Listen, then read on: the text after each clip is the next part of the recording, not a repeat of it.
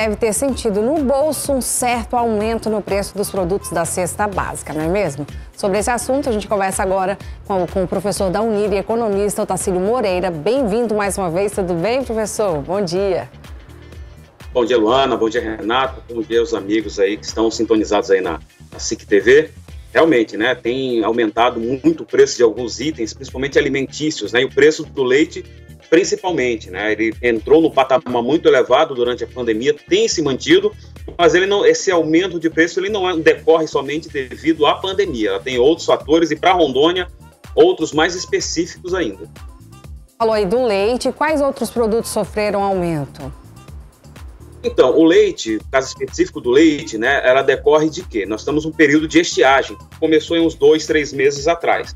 E aí você tem queda na produção e na produtividade do leite devido muitos produtores não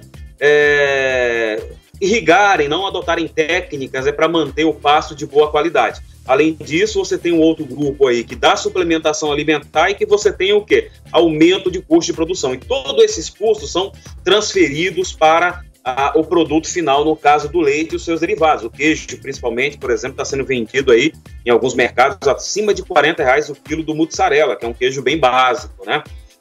E no caso específico de Rondônia, você tem uma situação que é o quê? Rondônia tem caído drasticamente nos últimos 3 anos o nosso rebanho leiteiro. Então, só para a gente ter uma ideia, em 2017 nós tínhamos 3.747.000 cabeças de gado, um pouquinho a mais, né?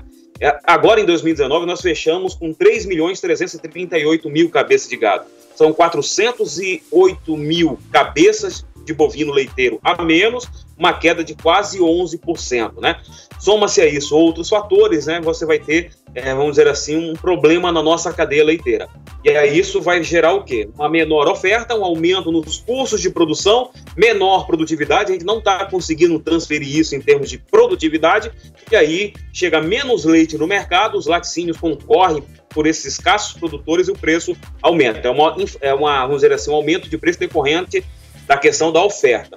Outros itens, por exemplo, a carne também aumentou bastante durante o processo de pandemia devido ao quê? São produtos que nós competimos no consumo interno com o consumidor externo, exportação. E como o dólar, né, aumentou demais no Brasil, isso significa o quê? Que os produtos brasileiros ficaram mais baratos no comércio internacional. Então você tem aí o dólar acima de R$5,30, né? Antes da pandemia estava bem abaixo de R$5, né, próximo ali a R$4, e quando começou a pandemia já estourou acima de R$5. Isso significa o quê? Os nossos produtos de exportação ficam mais baratos no mercado externo. Aí você tem a China com problema na produção suína, né, doença lá no rebanho suíno. Você tem outros mercados também com problema sanitário, e aí a solução é o quê? Comprar a carne bovina brasileira. Então, acaba que nós, consumidores internos da produção interna de carne bovina no Brasil, competimos com o consumidor externo que está comprando a nossa carne mais barato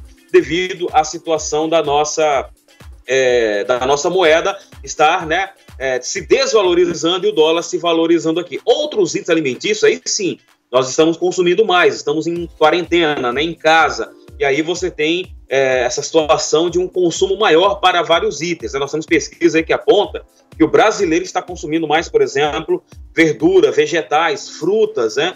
E acaba que essa demanda, né, por esse item no mercado interno tem gerado aumento no preço da banana, no preço do mamão, muito embora nós temos aí algumas, vamos dizer assim, promoções durante a semana. Então, é questão de abrir aplicativo aí dos mercados, né, estar antenado nas redes sociais para pregar aquele dia em que esses produtos estão mais baratos. Mas, grosso modo falando, ao longo do histórico, esses itens, né, devido à situação da pandemia, tiveram o seu aumento, cada um por motivos bastante distintos. Perfeito, professor. E a expectativa aí que o preço deve subir, cair nas próximas semanas? Olha, do leite dificilmente vai cair, né? Porque é devido à questão climática mesmo. Em Rondônia, principalmente, está sofrendo muito com isso, né? As 2 últimas semanas têm mostrado isso. Agosto é o pior mês, então significa o quê? Nós temos aí, com certeza, ainda espaço para aumento e não para redução. Talvez lá para final de setembro, início de outubro, quando essa temperatura amenizar, e principalmente lá em novembro, quando vier a chuva, aí sim nós podemos ter uma situação de normalização. Agora, para Rondônia é muito difícil, porque a tendência, né, você tem situação aí, por exemplo, a soja está avançando, né, ela está tomando espaço de outras produções, como é o caso da pecuária de leite, né, a soja, o algodão está entrando, então são produtos que servem para nós exportarmos, né, tem lá sua importância na balança comercial, mas aqueles produtos que são característicos de consumo, produtos necessários para a economia brasileira, somente a pecuária leiteira, né? A gente não vê aí no curto prazo uma solução para isso. O preço pode ser amenizado por melhoria na qualidade da produção, na produtividade, né? Mas se a gente não criar uma política para essa produção que é fundamental, a questão do leite, e também para outras culturas, né? Por exemplo, Rondônia, nós temos condição de implementar mais ainda a suinocultura, que é uma cultura importantíssima, é a proteína mais consumida do mundo, e Rondônia é exportadora, nós compramos do nosso vizinho Acre. Também a avicultura é fundamental, a piscicultura vem caindo também em Rondônia, e isso preocupa bastante. Então, ou seja, nós temos que revitalizar algumas cadeias produtivas, como eu falei, a do leite, né? Da piscicultura, implementarmos aí a suinocultura e diversificarmos nossa produção, pois elas são tanto importantes do ponto de vista do abastecimento interno, para a alimentação nossa aqui, mas também ela é importante do ponto de vista social. A pecuária leiteira, ela gera muito emprego, gera muita renda.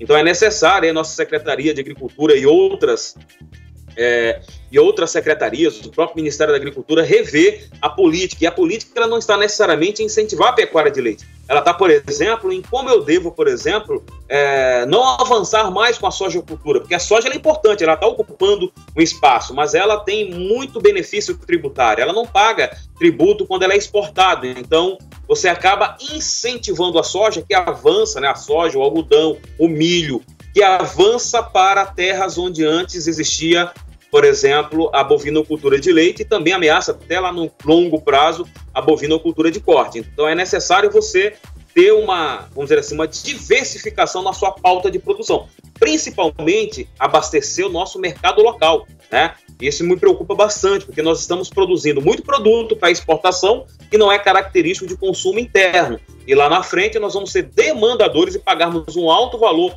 não só pela carne, pelo leite, também até mesmo pelo arroz. Há projeções aí que em 10 anos a população brasileira vai aumentar o nosso consumo de arroz, de feijão e de outros itens.